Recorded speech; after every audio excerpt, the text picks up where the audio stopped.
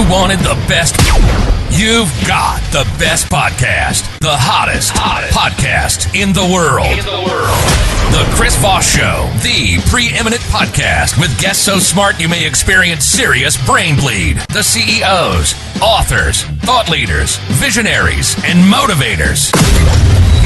Get ready. Strap yourself in. Keep your hands, arms, and legs inside the vehicle at all times, because you're about to go on a monster education roller coaster with your brain. Now, here's your host, Chris Voss. Strap yourself in, ladies and gentlemen. Welcome to the Chris Voss Show. I think I broke my voice doing that. Welcome to the show, my family and friends. As always, for 16 years and over 2,000 episodes. I'm tired already. We have been bringing you the Chris Voss Show unapologetically for free, whether you like it or not, damn it. We're just bringing you the show, and you're just going to have to deal with it. Anyway, guys, welcome to the show. As always, we love you as an audience. You guys are so amazing, except for that one guy in the back, but we won't talk about that. Anyway, guys, go to goodreads.com/Chris Voss, linkedin.com/Chris Voss, Chris Voss 1 on the TikTokity, and Chris Voss, Facebook.com. Anyway, we have an amazing young lady on the show. We're going to be talking to her about her amazing insights and stuff that she does with her amazing line of makeup and different things. You're going to learn some interesting things, too, as well. The chemical makeups of makeup and some of the things to watch out for, things that some of them do. And then maybe she'll put some on me, make me look better on the show. We'll see how that goes. I don't know how that's going to work out virtually, because she's on the other side. So we have JoAnn Fowler on the show. She's an Emmy-nominated makeup artist with a college diploma in childcare. Rather than pursuing a degree, she attended university to take courses that genuinely interest her, mainly in the arts. Her educational journey also included a transformative 4-month stay in Kenya, where she studied anthropology, ecology, and sociology. As a mere dyslexic, she excelled in school through determination and her own creative workarounds. A lot of successful people and smart people are dyslexic. Just because you can't read kind of half right doesn't mean doesn't mean you're dumb. I might be dumb, but no one else is. Anyway, her progress was greatly influenced by her third grade teacher, Miss Stanton, whose kindness and patience helped me learn to read and write. God bless teachers. Welcome to the show, Joanne. How are you? I'm good, thank you. How are you? I am excellent. I'm coming off the COVID here, day 9. I still have most of my body parts left, and I'm just excited to be here and have you with us. Give us your .com so people can find you on the interwebs. And the name of your brand, too. I kind of skipped that. The name of the brand is Sappho New Paradigm, and the .com is mysappho.com. So SAPPHO, she's a 2,000-year-old poet. Sappho is? Yes. Oh, now is this based on lore or from Kenya or? No, actually, she's was 2,000 years ago. She was a poet on the island of Lesbos. She was, one of the reasons that we call our company after her is because she was a woman that lived her own life on her own terms. And she was the first poet to write in first person. So she was not writing about battles and all that kind of stuff. She was talking about her emotions and who she was. Plato referred to her, I believe, as the most important poet of his time. So that's Sappho. And, I like to say, she's been around for 2,000 years. You can put that in the byline. Oh, it started in 2,000 years ago. What would that be? 024? So, Joanne, give us a 30,000 overview of your company and what you guys do there. Basically, we are a small Canadian clean beauty company. We're a heritage company. We're one of the very first to ever start the movement. And we're actually breaking up with clean beauty right now because we are moving into PFAS-tested beauty. Okay. So we're looking at scientifically verified ingredients now. Mm-hmm. Mm-hmm. So what is, define for me the clean movement, and then how is that different than the PFAS, all that stuff? I think that, the clean beauty movement started around in the early 2000s. We launched in 2008, and it was really to tackle things like chemicals that we were finding like parabens, and which they found to, mimic estrogen. Mm-hmm. And then phthalates, which were endocrine disruptors that they were using in fragrance and hiding in fragrance, and all sorts of different, petrochemicals, different things that were getting into the bloodstream through cosmetics. So the clean movement was looking at sort of mainstream cosmetics and saying, you know what, we're getting information here that is not good. We're going to try and change the paradigm and move over to something that's sustainable, good for our planet, good for our skin, good for our bodies. And learning about PFAS 4 years ago, forever chemicals, has sort of changed the whole thing, because now we have found out that through all our great efforts, we miss the one thing that is actually probably worse than all the chemicals. Oh, wow. Together. Yeah. And we've we had some people on that were on the show a few years back that talked about estrogenics, parabens, and different things. I switched out all my soaps and detergents and my shaving cream. I did the full switch, and I try and stay away from bad stuff. And it was kind of interesting how evasive it was. It was like everywhere, on everything. Everywhere, yeah. It's and PFAS are even more ubiquitous. They were chemicals that were created in the 1940s to win the World War. Yeah, along with asbestos, maybe. What yeah. went wrong? Oh, it was. Yeah, I mean, they basically were made to help the tanks get out of the mud. Yeah, I mean, they put plutonium on watches, and girls would lick the brush. Yeah, so that it would paint better. That was bad. Yeah, it was bad. We did a lot of stupid things in the 40s. Yeah, we sure do. We're pretty stupid, I have to say. We're not getting much smarter. Yeah. I mean, so these things, they were, created, and the guys went, hey, they work really well. Let's waterproof everything. We ended up with them in our carpets, in our cups, in our personal care items, in our everything. And so now we have them, half the Americans have them in their blood, wow. Half our waters have them in our water, and they are endocrine disruptors on crack. Wow. And they're messing up our system. People hear about stuff like this, they wonder why, there's so much cancer, disease, it just seems to be escalating crazy. And a lot of this stuff probably is at the root cause of a lot of it, right? I really actually believe so. And I think the more we're learning about this and the more we're delving into it, we're finding out that there are about 250 of these PFAS that have been studied. Wow. And most of them are turning out to be pretty dangerous. There are 15,000 of them. Wow. Yes. That's a lot. Yes. We need to calm down with all of these PFAS. Yeah. I think. And, watch the movie Dark Water. I really suggest people watch that. They'll get a really good idea of where I'm sort of coming from. Cosmetics is the third fastest way of getting PFAS into your system, particularly through your lips and your eyes. Usually I just scrape the Teflon on and chew off the pan and chew on it. That's another great way to get those in your system too. Or you just go down to the old Foster Graham plants and just roll around in the dirt, and you can pick up some of that stuff there. Yeah, the Teflon's, it's pretty horrible. Yeah, but it's nice, and it kind of gives it's got a chewy taste to it, so crunchy. Yeah, we're gonna miss that taste. Yeah, I just put a little on my eggs in the morning. It comes with the eggs because you scrape the pan of the egg. Yeah. Never mind. Anyway, enough PFAS jokes, Chris. It's not a PFAS. So tell us a little bit about yourself. How did you grow up? What influenced you? We want to hear in your words a little bit. I'm a kid of I was born in 55. I'm a kid of the 60s. I grew up listening to Crosby, Stills, Nash and Young. Politically, I've always been left.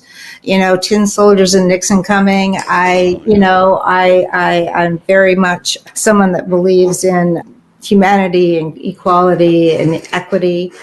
I was a childcare counselor. I quit, and then I moved to BC as a childcare counselor after training in Toronto, and because the system here was so great.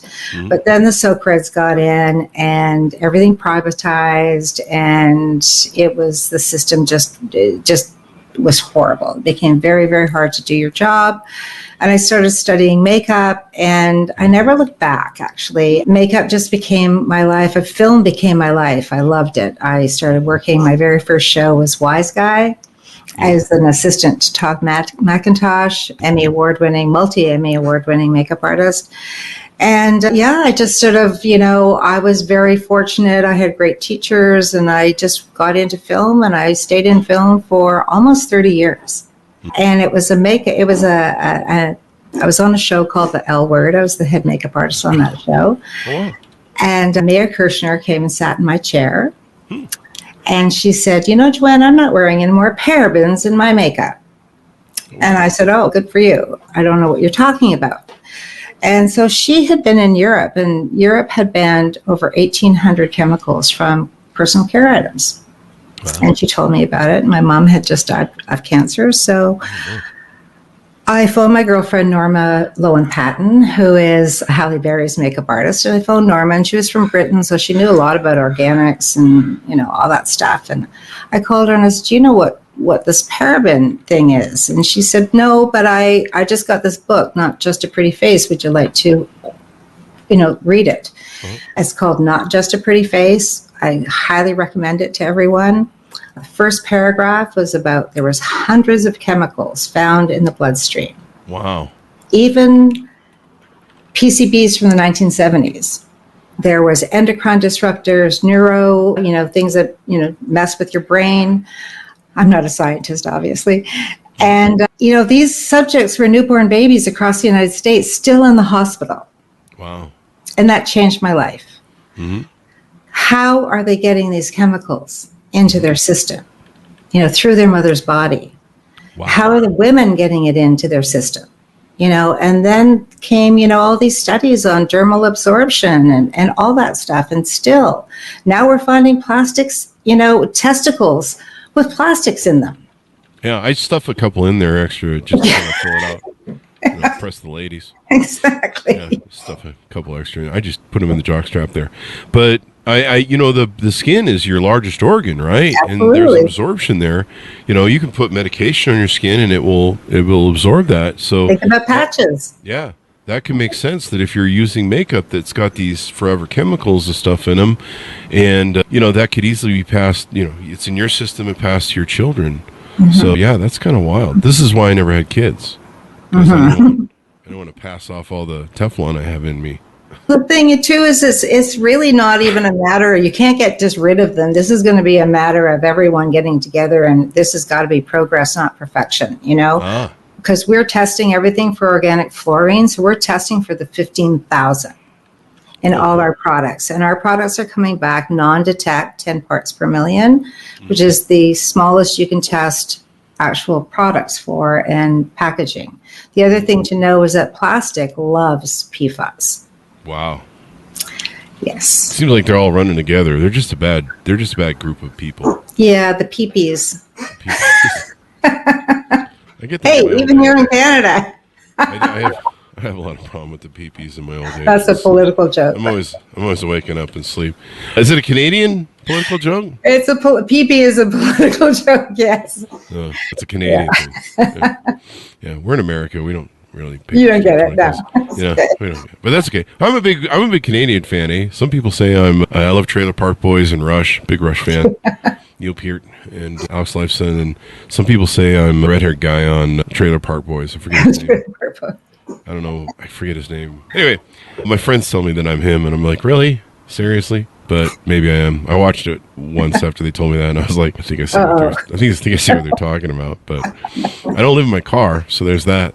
Anyway, so you developed this line. Tell us about how many different products you have on your website that you feature and you've developed, and like some of the variations of the genre. I'm not sure what the right thing is, the genre or whatever of the products, lipstick and. We have complexion products, so things like foundations and CC creams, and it's a small line. And because we've learned about PFAS, we are actually getting rid of a whole bunch of stuff that we tested, and it tested so high in fluorine that we didn't go into the organic fluorine or fluoride. We didn't go into the organic fluorine. So we're sort of like switching now to just developing things that are PFAS tested or organic fluorine tested. So I'll show you this. This is our vegan mascara. And vegan mascara? Can you kind of eat it too? You can eat it. You probably could. I don't know. But it's also refillable. Oh, right. Sometimes I get hungry putting on my mascara in the morning. It's in the morning, and you have a coffee, but you don't have a donut, and you're just like, chew on it a little bit. You just bite a piece off. Yeah, makes your teeth look kind of scary. The good thing is that you won't get any PFAS because this has been tested. This has been tested for organic fluorine to 10 parts per million. The plastic has. It took us, and then we tested, the formula was tested to 10 parts per million. Mm-hmm. And then we had this little part here tested for 10 parts per million. It took us 8 months. Holy crap. And we had to make 4. Now, it wouldn't take a big company 8 months, but we had to actually make 4 different ones to find this piece of plastic to test non-detect for PFAS. Oh, wow. So for organic fluorine, which is the 15,000s. So basically, what we're doing is we're trying to create a new paradigm of business. So everything's transparent. So we know we can't get rid of all the organic fluorine in every product, but we're going to try to keep it under a certain number, and we're going to tell everybody what that number is. Because if you go to mamavation.com, M-A-M-A-Vation, like motivation, but Mamavation, she tests everything. She is the whistleblower. She has a whole bunch of stuff on clean beauty, but she also tests things like food. They're really testing a lot of food now. She's testing materials. She's amazing. So she's really the thought leader on the whole of organic fluorine testing. Yeah. So how does the competition fare to you? It sounds like you're being really innovative and cutting technology and stuff. Do the big brands care about this stuff, or are they just kind of, I don't know, just give them some of that Chinese whatever makeup? I don't know. I think that some of the lines have taken things seriously and, in fact, made some changes without telling anybody. Whereas we're really basically the only company that's been really transparent about a whole process. I don't know what anybody else is doing. I do know the numbers that Mamavation has tested for some of the bigger clean brands, and it's not pretty.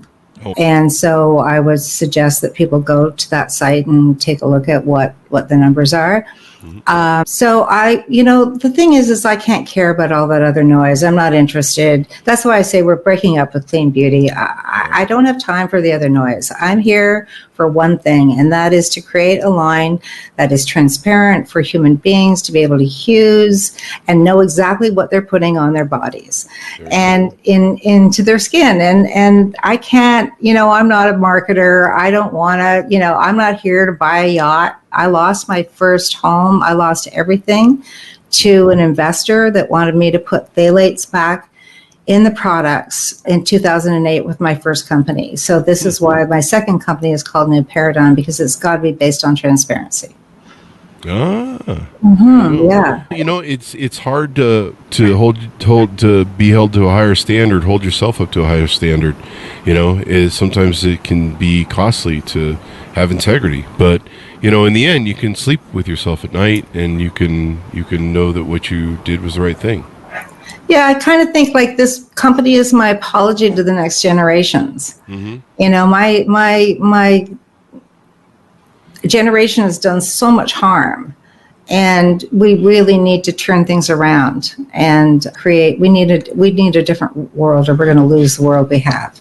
Most definitely. And, Yeah, I mean, it's really important, and it's time for, it's funny how a lot of these chemicals are banned in Europe and other countries, and we're just like, no, let's just bathe in them, wipe ourselves on them. That's great. That's awesome, man. This asbestos is nice, too. Let's get a sniff of that. Oh, that's good stuff right there. Well, that's what you get when you put private companies in charge of themselves, regulating themselves. Like you put the manufacturers right, the big companies are regulating themselves. So what are they don't care. You mean we can't trust people in capitalism? Who knew? Unbridled capitalism is bad? Surprise. Who knew? Surprise. I mean, capitalism is great, folks, but unbridled capitalism, might need to be reined in a little bit. I can see on your website you got all sorts of great makeup products. You've got foundation, reflecting CC cream, cream concealer, brow pomades. This is why brow pomades. That's to make your eyebrows. Yeah. You have to have a whole career as a woman to understand this. You have to go to college, I think, to learn all these terms. Maximum Tendency vegan mascara and eyeshadow, brushes, cruelty-free pro makeup brushes, refillable paper compacts and skin patrol press stuff. So where can people find your products? Are they available in any retail outlets, or do they need to go to the website? No, they're the Detox Market. Beauty Heroes, California's amazing store. I can't think. We're available in Europe and in Australia, across Canada, Green Kiss. Yeah, but the thing is that we were probably in about 75 more stores before COVID. Oh. And what's happened is that the large corporations have swept in with their clean at. And we've lost so many retailers, like Small Family. The women that actually started the movement and grew the movement have tanked. Because, the big corporations have come in and swept in with all their money. And so, we've lost a lot of our customers, which is really sad. Really? Yes, so sad. Hopefully we'll get some more off this. Absolutely. But I feel bad for the stores, for these small businesses, family businesses have been wiped out. And we really need to pay attention to these large corporations sweeping in. How do you start a clean beauty regime, or one without the PFAS? How do you make the switch over? So, like, since you're using some, I don't want to get sued by some beauty company. Let's say you're using XYZ, China-based makeup, and they're bad for you. How do you make that switch over to your stuff? I think that you choose the thing that you wear the most. Because you have to do it on a budget. You know what I mean? You can't just all of a sudden unless you're throw hundreds of dollars. But like you said, so you use the things that you wear the most, but also pay attention to the fact that your lips don't have oil glands, so they get dry, and they're a very quick way of getting PFAS into your system. Same with your eyes. So your eyes, I would start maybe with a mascara, and take a look at lip products that are testing lower. Your foundation it covers a lot of area. So your CC cream or your foundation, maybe, but you do it one step at a time. Like you've been using these things forever. So just do your research and look at the small independent companies and, do you see who's testing? Ask the questions. I really encourage people to, take the brands that you're using and ask the hard questions. Are you testing for organic fluorine? What is your stance on this? What are your plans? All that kind of stuff. The transparency. Oh, and I imagine you have some of the disclosures and stuff like that on your website, so people can take a look at what you've done. Oh, sure. Yeah. We've got tons of blogs that will teach you about PFAS, that show you what our journey is. And my disclosure is that I'm not a scientist. So I'm, doing my best to get the information out as best I can. And it changes quite quickly. That's the other thing. This is a new science. This is all brand new.